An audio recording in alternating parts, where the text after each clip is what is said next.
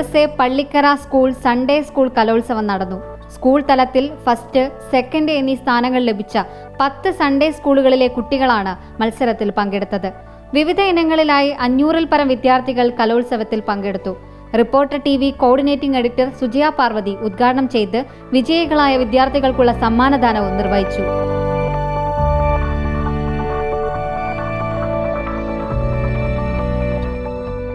ഇപ്പോൾ ചായ കുടിക്കുന്നതിനിടയിൽ നിന്നാണ് ഇവിടേക്ക് ഇവരെ വിളിച്ചു വരുത്തിയത്. എനിക്ക് തോന്നുന്നു എല്ലാവരും ചായയൊന്നും പൂർത്തിയാക്കാതെയൊക്കെ ഓടി വന്ന കുഞ്ഞുങ്ങളുണ്ടല്ലേ അല്ലേ?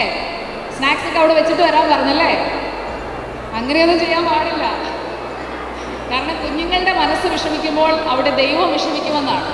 കുഞ്ഞുങ്ങളെന്ന് പറഞ്ഞു കഴിഞ്ഞാൽ ദൈവതുല്യരാണ്. അങ്ങനെ വേണം ഓരോ കുഞ്ഞിനെയും നമ്മൾ നോക്കിക്കാണാൻ. നമ്മൾ വിചാരിക്കും ഓരോ മതത്തിൻ്റെയും ആണ് ഓരോ ഈശ്വരനും അല്ലെങ്കിൽ ഓരോ ദൈവവും എന്ന്.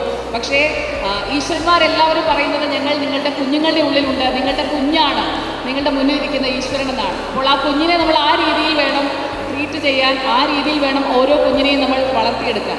തെങ്ങോട് സെന്റ് മേരീസ് പള്ളിയിൽ രാവിലെ 9:30-ന് 4 വേദികളിലായാണ് പരിപാടികൾ ആരംഭിച്ചത്. Pazhanthottam saint Mary's Sunday school championship നേടി.